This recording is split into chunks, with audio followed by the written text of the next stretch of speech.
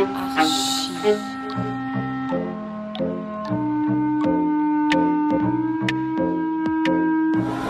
et bienvenue dans Archi Urbain, l'émission qui vous parle d'architecture et d'urbanisme à Bruxelles.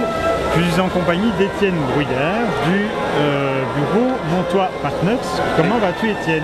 Très bien, et toi-même? C'est un grand plaisir de te revoir. On s'est vu il y a quelques mois d'ici. Nous étions en chantier. Où est-on ici? Est-ce que tu veux localiser déjà de quoi nous allons parler? Voilà, alors nous sommes ici au NGBA, c'est-à-dire les nouvelles galeries du boulevard Anspach. Oui. Nous sommes dans l'espace commercial, Oui.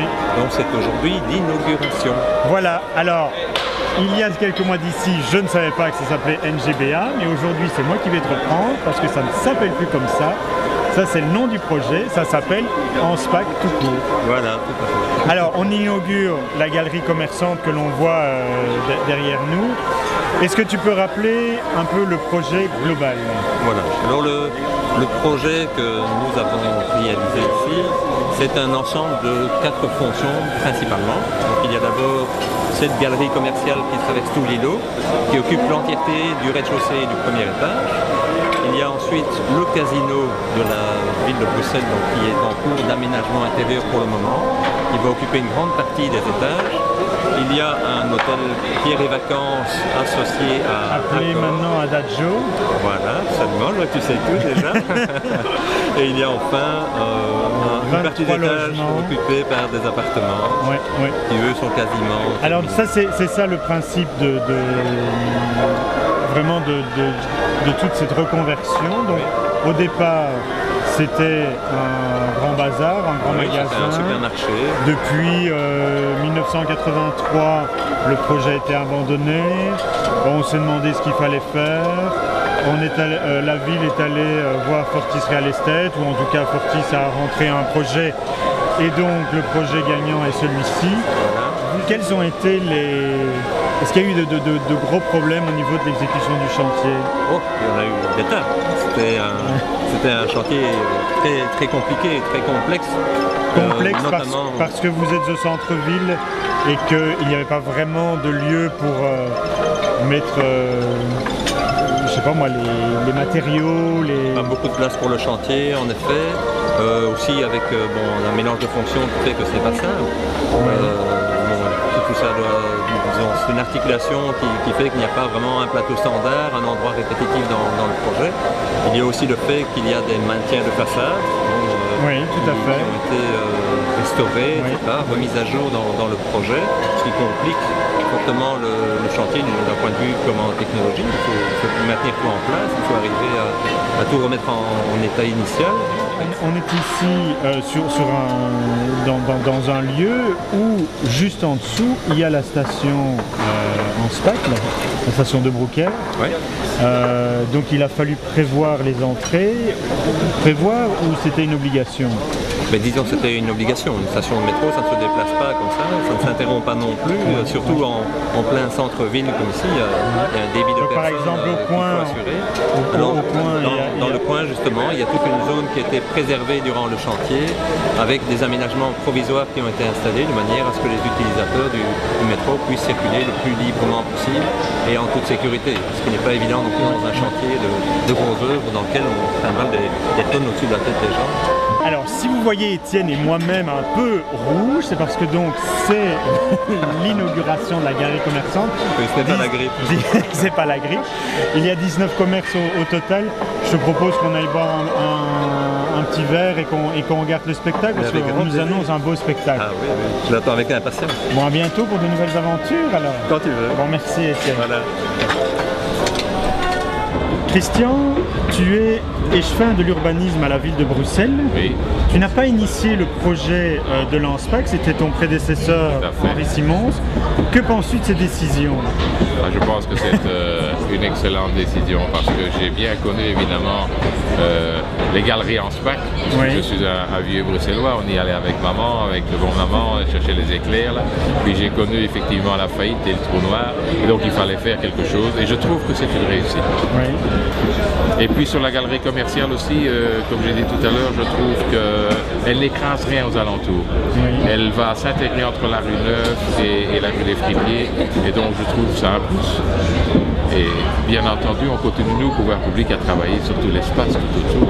Je travaille sur la rénovation de la place de la Monnaie, la zone confort, et donc faire rejoindre ici le chaland et l'habitant au même endroit, en plein centre de Bruxelles, c'est un bel objectif.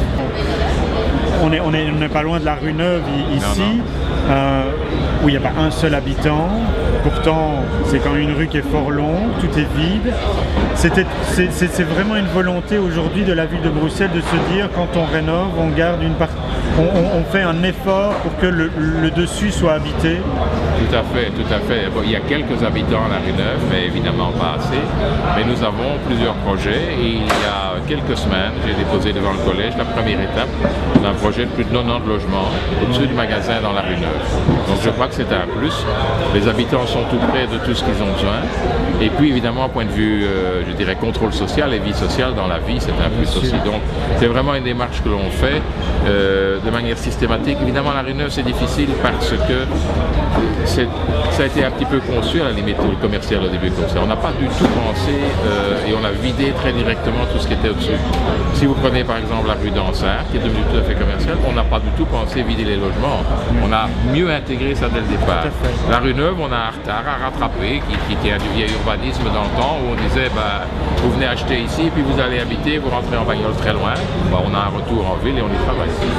Alors deuxième point, mais tu viens déjà de le commencer, c'est l'aménagement autour. Quels sont les projets par rapport au centre-ville? On peut parler directement de ce qui est le plus proche, c'est-à-dire la place de la Monnaie. Oui.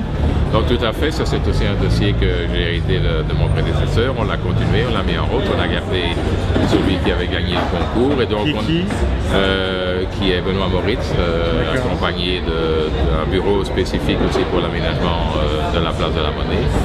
Et donc, on est dans la phase, dans l'attente du permis ici. C'est ça. Je pense quel est l'esprit de l'aménagement, du réaménagement? Il est très clairement de donner toute son ampleur à la place. De laisser, je dirais, entre guillemets, c'est peut-être un peu drôle, la plus vite possible, de manière à ce qu'elle puisse être vraiment la liaison qu'elle était dans le temps.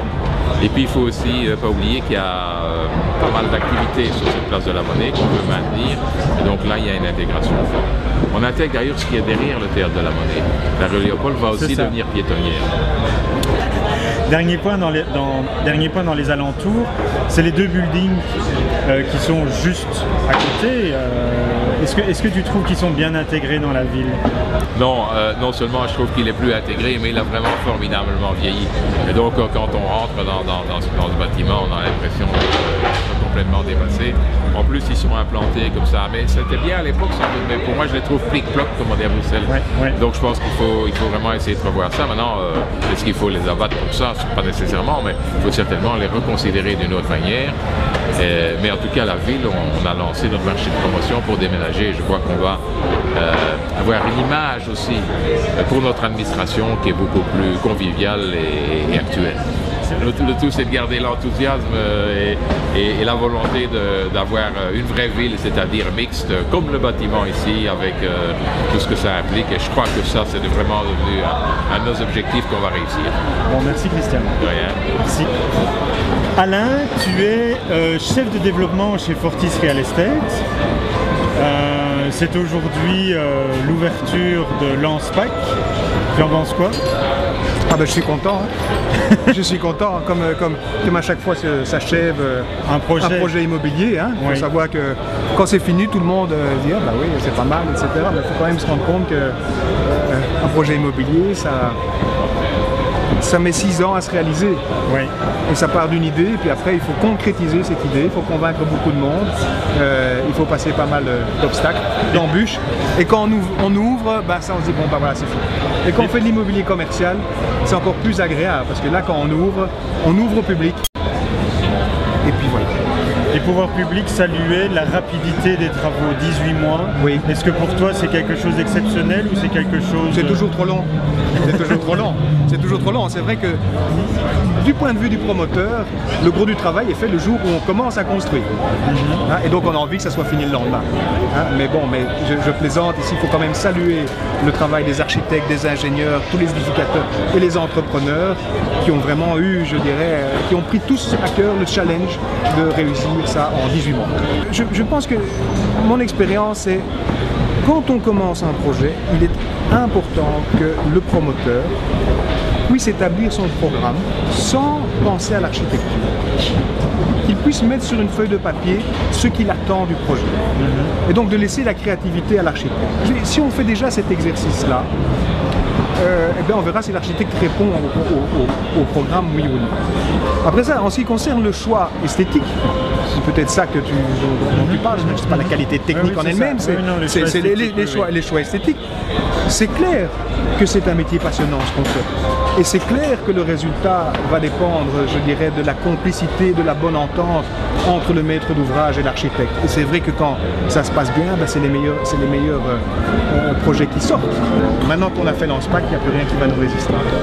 Merci Alain. Au revoir. Ciao.